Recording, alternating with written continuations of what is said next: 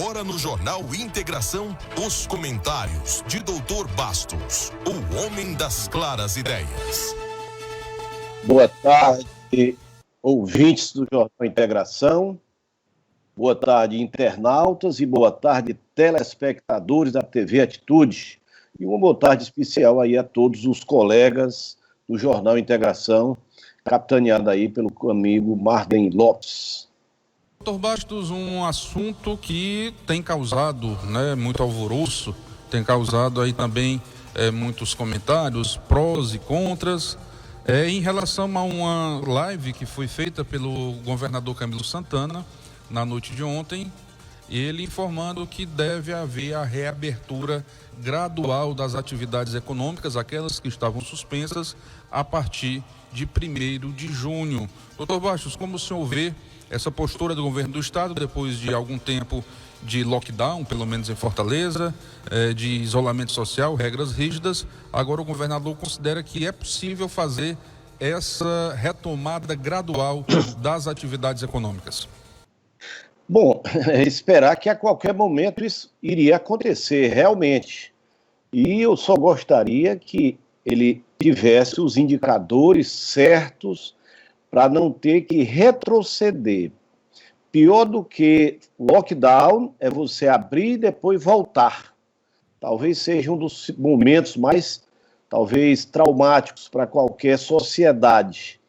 Mas se você fizer essa passagem de uma maneira correta, de uma maneira gradual, como realmente ele está querendo fazer, eu vejo assim uma certa tranquilidade e uma certa segurança, nessa passagem, porque uma das coisas que está caracterizando esse nosso momento é uma palavra que nós já vínhamos falando muito, nós falávamos em um mundo VUCA, que eu não sei se você lembra que eu falei muitas vezes.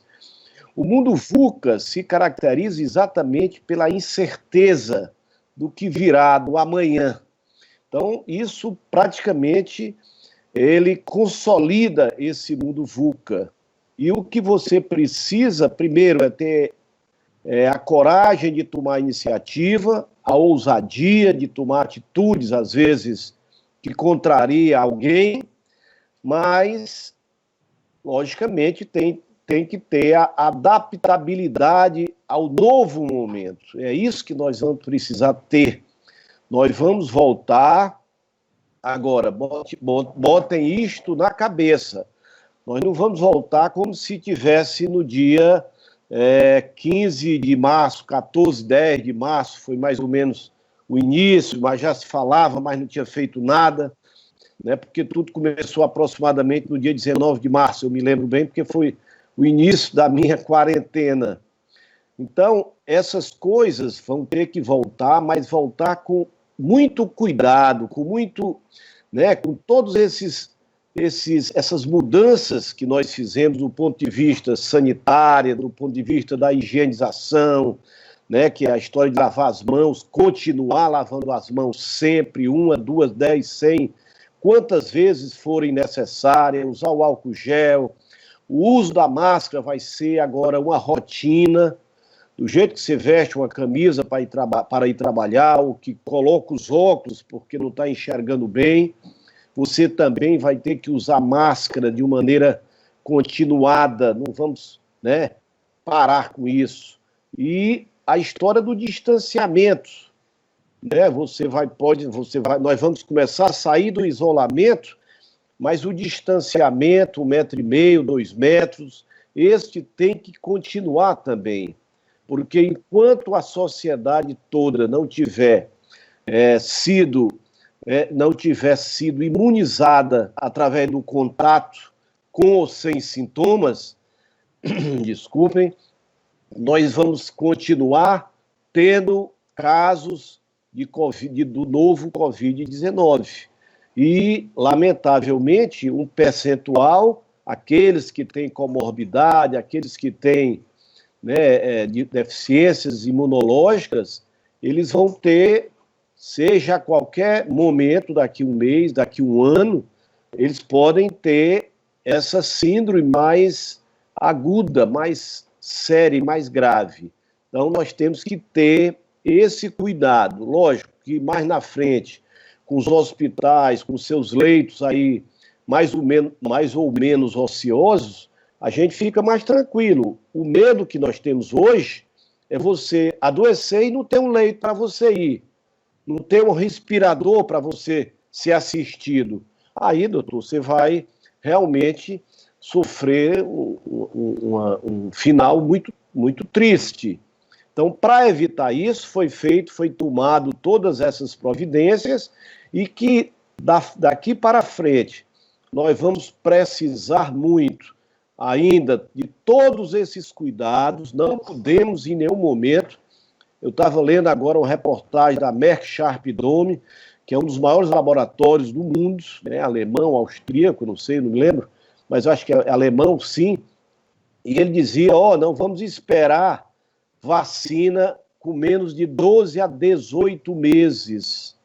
Não adianta a gente ficar tendo ilusões, né? Vontade pode ter que ser amanhã, o cara quer que seja hoje, mas, com certeza, menos de 12 meses é muito difícil ter com segurança, a não ser que seja uma aventura, você vai fazer fazer um teste, aí tudo bem, mas para fazer a imunização, ser uma cobaia, mas fazer a imunização em massa precisa demorar um pouco mais. Então, esse período que nós vamos ter que sair e nós vamos ter que conviver, porque a sociedade precisa continuar, ainda não pode ficar ad eterno, isso é um período, né, que o governador já está sentindo, o secretário de saúde, né, e todos os prefeitos, claro, sintonizados, e o presidente da República. Eu acho que deve ser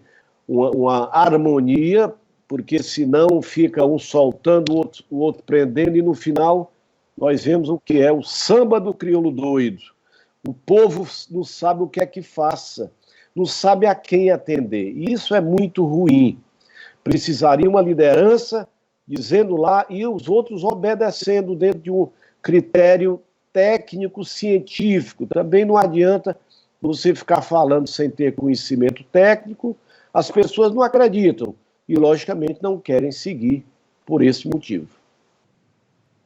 Um assunto que está em voga em todo o cenário jornalístico, em todos os sites estaduais, nacionais, tem sido as duas operações que foram realizadas nessa semana, nessa semana pela Polícia Federal, tiveram como alvo a Prefeitura de Fortaleza, a Administração Municipal de Fortaleza, que tem à frente o prefeito Roberto Cláudio, e o governo do estado do Rio de Janeiro, que tem à frente o governador Wilson Witzel.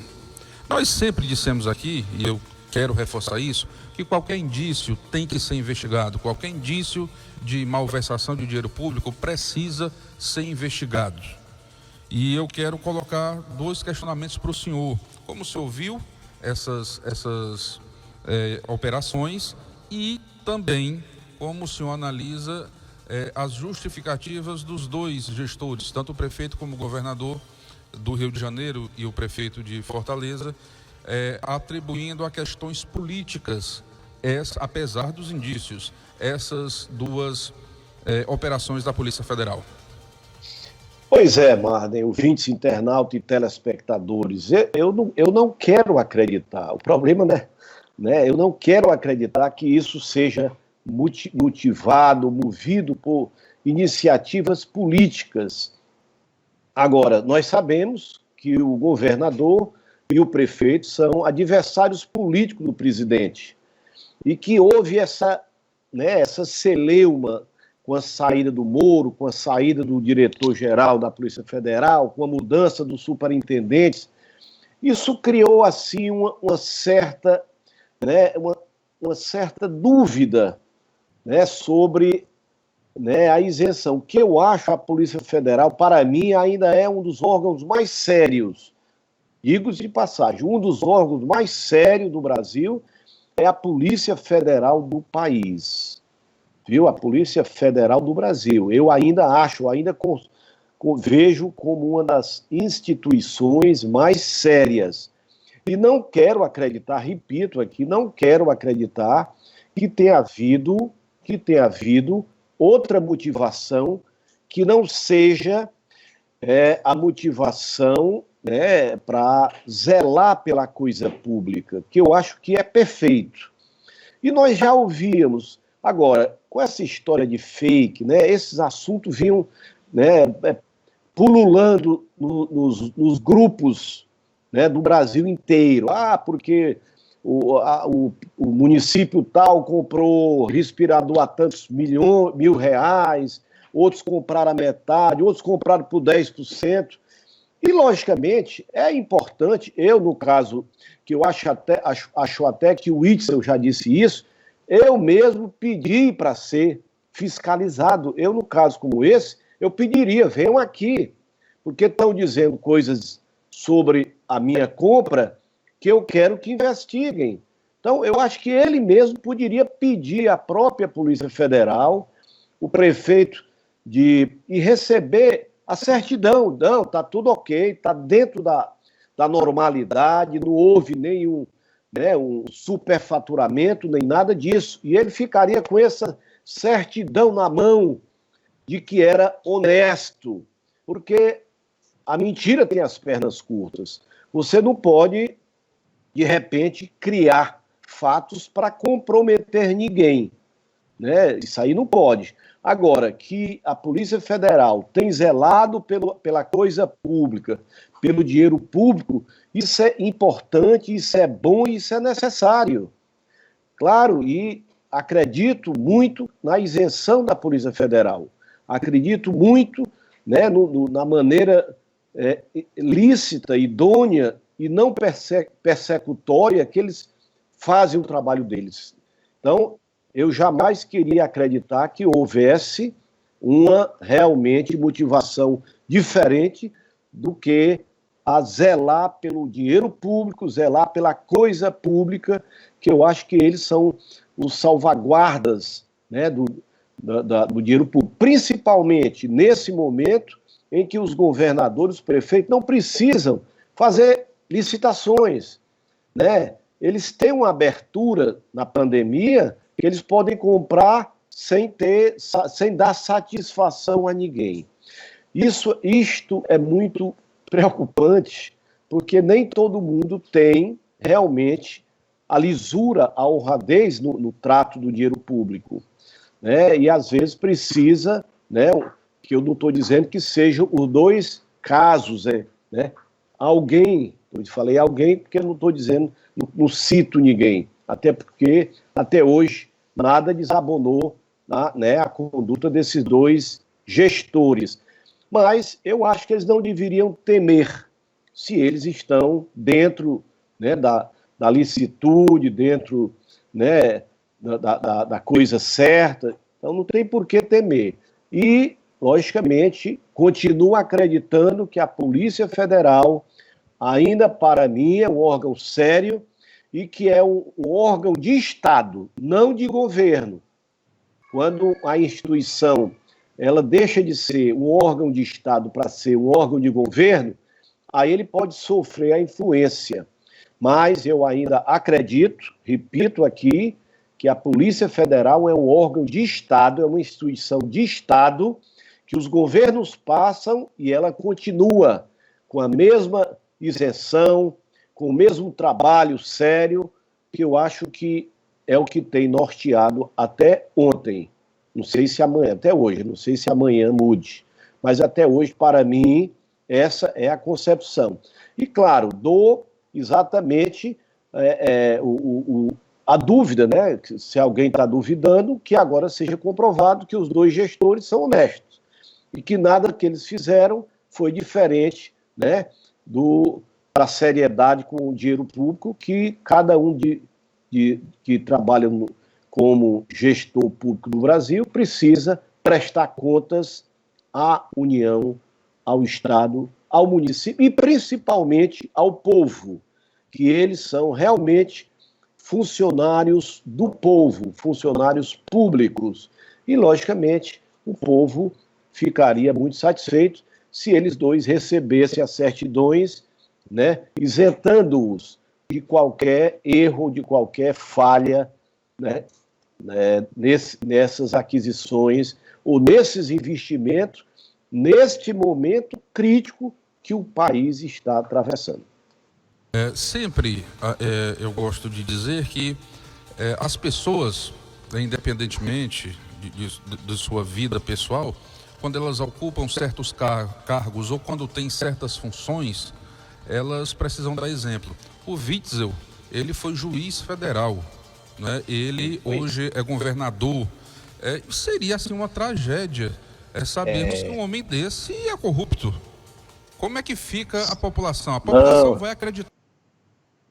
Não é? E se acontece aqui, ele que era juiz público, como é que ficaria esse passado dele? Seria uma atitude, né, que eu não acredito, repito, aqui eu não estou querendo, longe de mim, criar qualquer aleivosia ou qualquer pensamento diferente que ele vai conseguir provar, pelo menos deveria provar a sua inocência, né, acerca dessas aquisições. Uma notícia que nós demos ontem e que tem causado aí um certo alvoroço, né, aqui nas redes sociais, no nosso município. Itapajé, de acordo com o levantamento do G1, é a 9ª cidade do estado do Ceará, entre 184 municípios, com maior índice de mortes por 100 mil habitantes. De acordo com esse levantamento, seriam 38 mortes por 100 mil habitantes. Eu fiz aqui uns cálculos, não sei se estão exatamente corretos, mas eu cheguei a um percentual um pouco menor, são aproximadamente 36. São 18 mortes, infelizmente, oficialmente, para 52 mil habitantes, dá menos do que essas 38 mortes por 100 mil. Mas ainda assim é um percentual muito alto. Agora, o que é que causa grande discussão no município? E o senhor, que é um homem de saúde, já foi médico, né, do setor público, hoje se dedica à medicina cooperativa, mas o senhor sabe das limitações que têm as pequenas cidades em relação a essa questão de estrutura da saúde. Itapajé não tem um atendimento terciário. O governo do estado, já há alguns anos, tem uma estratégia de regionalização desse atendimento terciário, através das policlínicas. E algumas pessoas, infelizmente, já vieram ao óbito na FUSEC, esperando transferência que não veio. Como é que o senhor avalia essa questão? Claro que não gostaria de ter, né, essa estatística, né, absurda no município de Itapajé. Logicamente, até porque é tão próximo de Fortaleza, né, municípios mais distantes, né, estão tendo condições estatísticas melhores, e nós que temos 120 quilômetros de Fortaleza. Agora, com um detalhe, né, para você mandar uma pessoa para Fortaleza, ele precisa estar regulada. O que é regulada? É você encontrar um leito, né, na policlínica a quem nós somos vinculados, ou Fortaleza, que seria a última instância. Então, se nós tivermos, né, essa quantidade de pessoas infectadas grave nesse período, agora, saber se não foi transferida porque não tinha leitos ou porque não tinha transporte. Então, o próprio Faustino deve fazer, né, esse esclarecimento, porque nós tivemos... Perdão, só interrompendo para dar mais uma informação que vai favorecer o seu comentário, doutor. Na verdade, o que se tem de informação é que, de fato, faltaram leitos. Há uma fila de todos os municípios aqui da nossa região que fazem aqui o consórcio, né, que tem como calcar aí a referência. Parte do consórcio. Exatamente, e falta hoje leito, infelizmente. Pois era esse o nosso receio, e essa era a necessidade do lockdown, né, do fechamento, era exatamente para não ter essa quantidade de pessoas no momento em que os hospitais estariam todos com seus leitos ocupados. Aí qual era o risco? Falei isso aí no início desse nosso programa. É você ter muitos doentes e não ter para onde colocar. E não ter um respirador esperando por eles, porque todos estariam ocupados. Então, lamentavelmente, né, nós tivemos, infelizmente, a ocorrência de muitos casos, né? Logicamente que nós também, a nossa estatística de infectados também é muito alta, né? Você deve estar acompanhando aí, e por termos uma estatística de infectados muito alta, o percentual de pessoas graves também aumenta.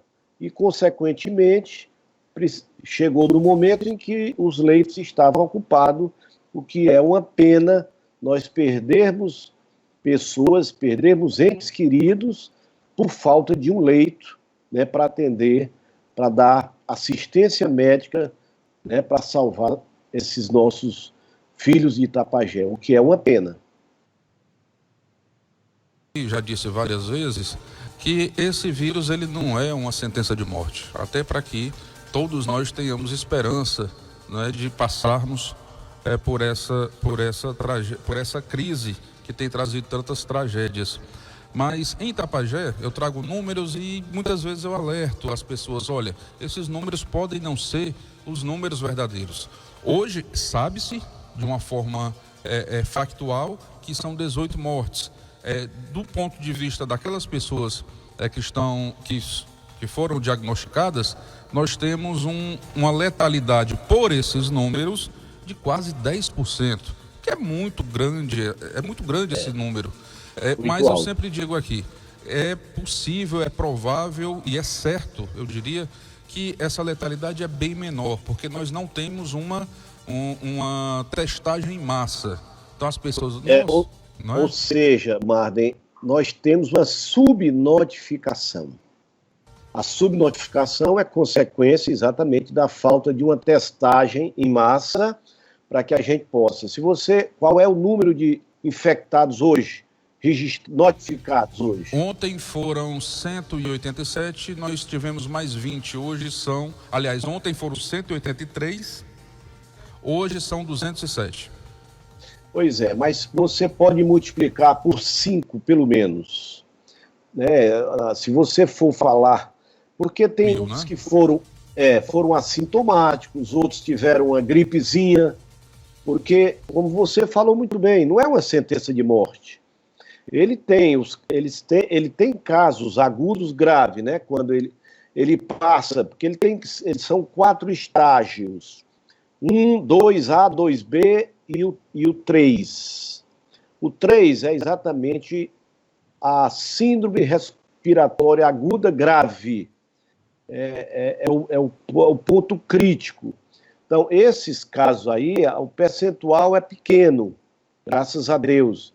E esses outros, né, a fase 1, a fase 2A, até a fase 2B, ela tem um percentual bem maior, claro, porque a expectativa é da população, né, ser praticamente infectada de 60% a 70%. Porque quando você tem, né, a imunidade imunidade de rebanho, aí você já tem uma quantidade suficiente para não deixar mais ela replicar. Ele vai diminuindo. Por quê? Porque ele não está encontrando mais pessoas para infectar e passar para frente. Ele deixa de 1 ponto alguma coisa, a taxa de infecção, a taxa de replicação dele começa a diminuir. E quando começa a diminuir, ele começa a se isolar. A pessoa pegou, infectou-se, mas os vizinhos dele já pegaram todinhos. Então ele não tem como replicar para frente. Aí, doutor, chega praticamente, e isso nós vamos levar mais algum tempo, no máximo de 1 ano, de 1 a 2 anos, que é o período que a vacina aparece, e aí nós vamos nos proteger 100% desse vírus.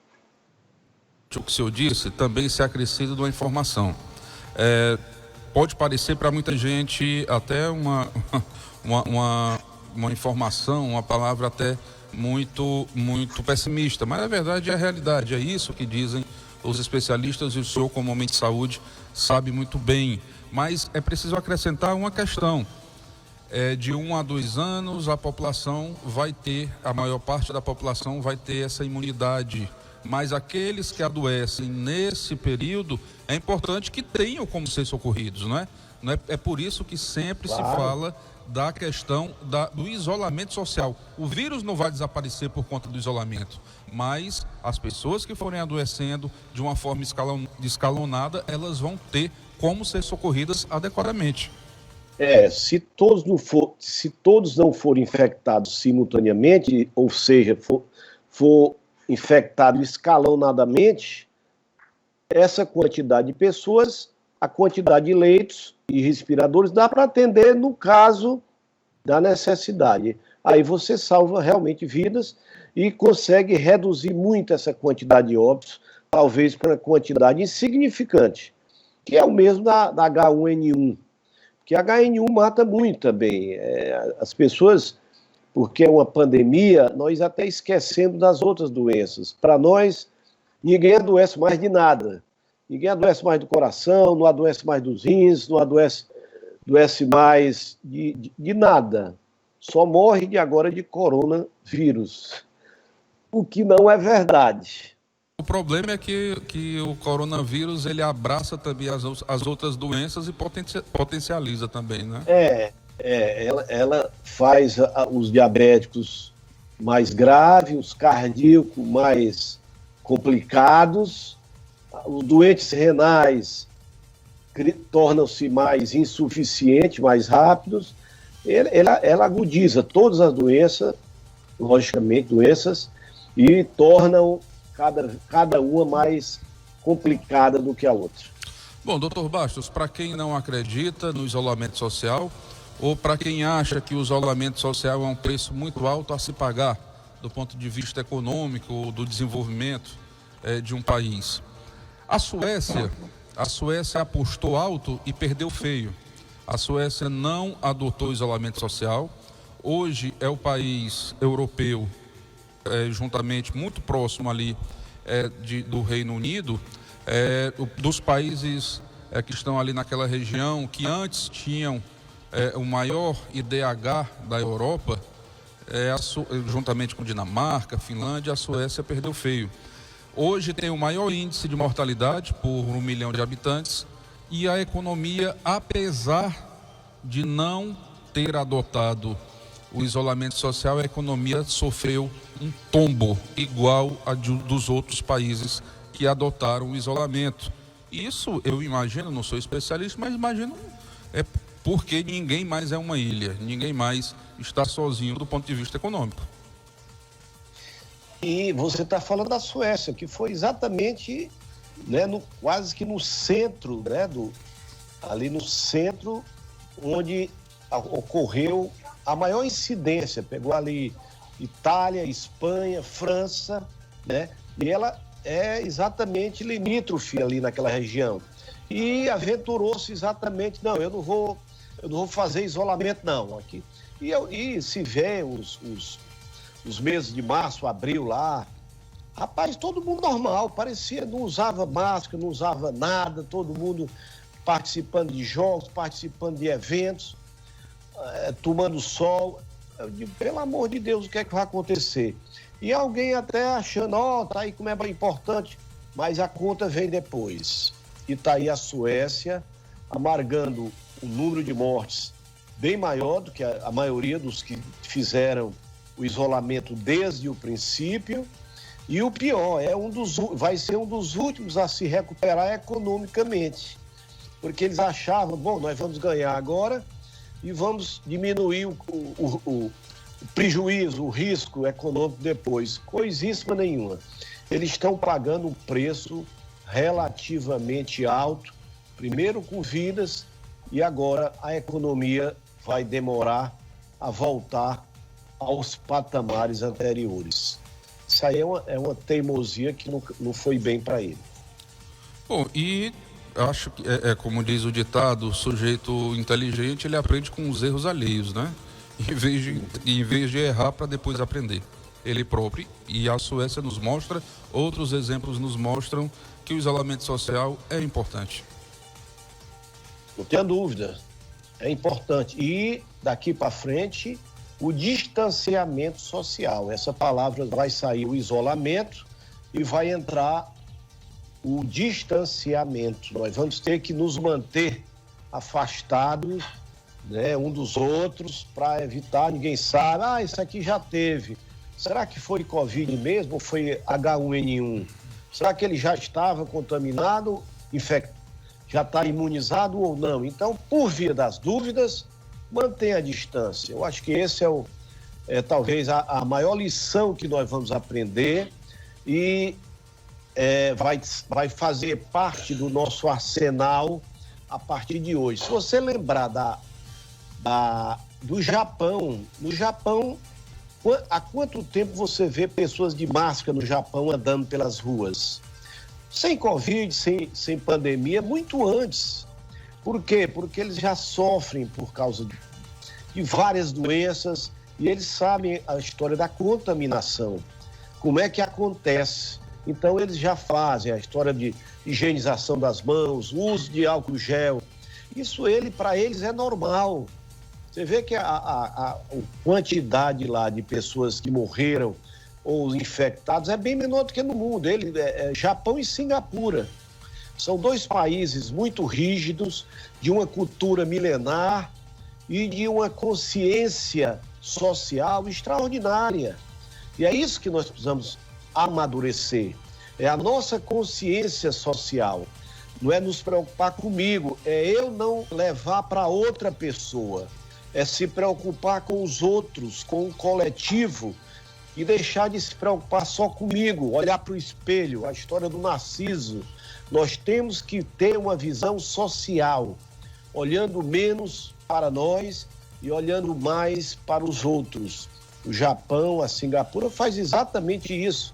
Por isso é que os índices dele lá são invejáveis por todos. Mas eles aprenderam, eles sofreram para chegar lá.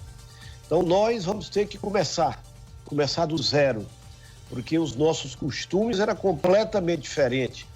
A nossa visão era a lei do gesto, né? A lei do gesto, você sabe o que é. Eu estando bem, os outros que se virem. Então nós vamos ter que nos transformar. É essa transformação que nós vamos esperar que esse momento, eu não vou dizer que é o vírus, é esse clima, é esse sofrimento, né? Essas angústias que nós passamos, que possam realmente nos transformar em pessoas melhores, em pessoas mais solidárias, em seres mais fraternos, né? Ter mais essa visão cristã. Aí eu coloco aí o nosso ícone maior, que é Jesus, que deu sempre esse exemplo para nós.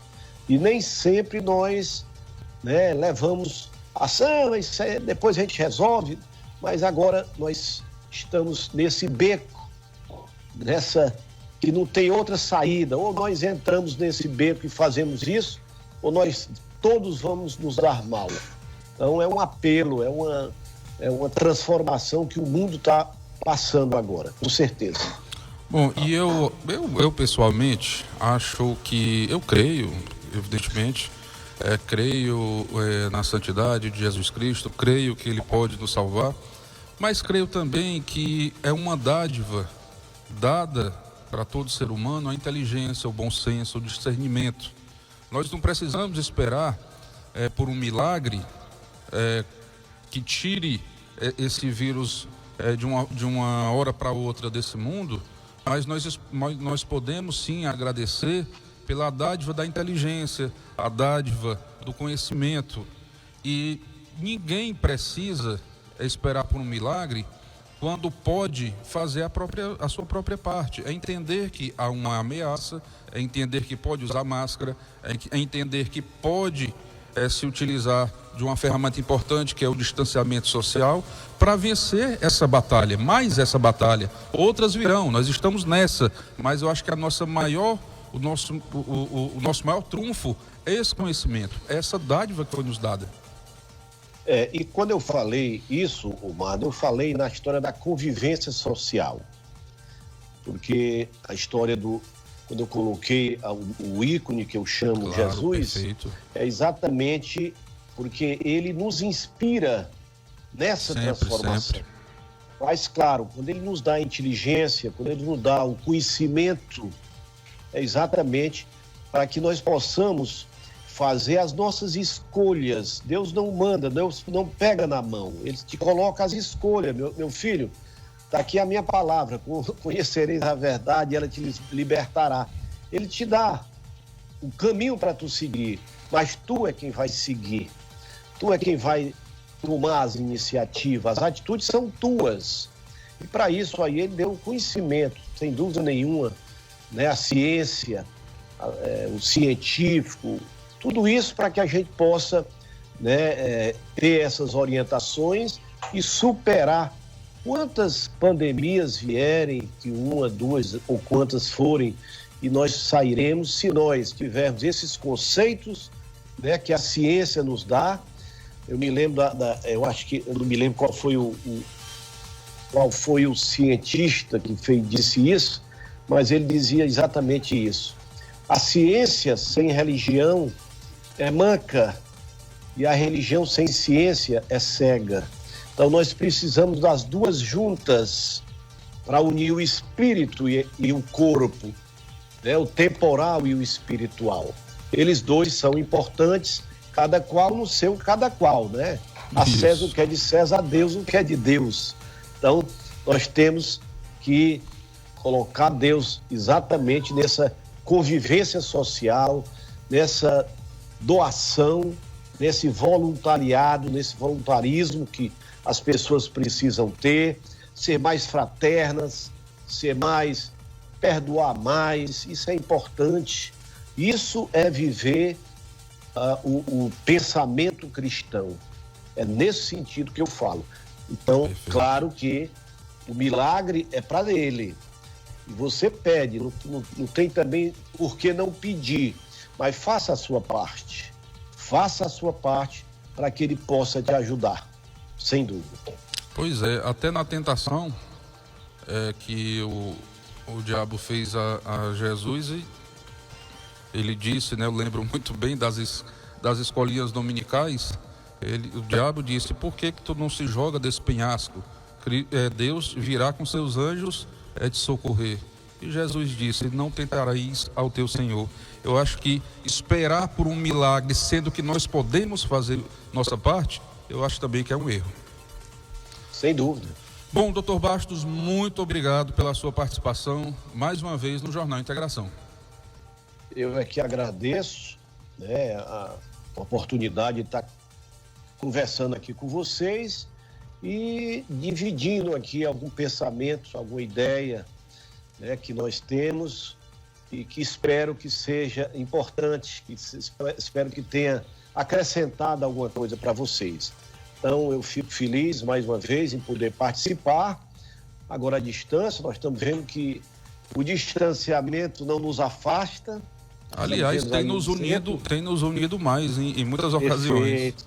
Tem nos unido mais e vamos continuar, né, nessa mesma visão, nesse mesmo pensamento, usando os meios digitais, os meios, né, de transformações digitais, para que a gente possa cada vez mais evoluir e superar este momento com união, com amor, com o perdão, com a solidariedade, com a fraternidade, com a esperança. Vamos nos infectar agora, meus amigos, de amor, de esperança, de fé. Essa é a infecção que eu vou sugerir que vocês se contaminem pelo amor de Deus, pela bondade, pela generosidade, pela caridade. Esses são os vírus do bem que nós precisamos estar imunologicamente bem servidos, exatamente fazendo as nossas orações, pedindo e agradecendo a Deus tudo que ele tem feito, né? E às vezes o que a gente pede não é o que acontece, às vezes é porque ele faz linheiro por linhas tortas e nós às vezes não o compreendemos. Mas fica aqui essa lembrança, fiquem com Deus, uma boa semana, uma boa tarde, né? E até a próxima semana, se ele assim nos permitir. Boa tarde a todos. Muito obrigado, doutor, pela sua participação.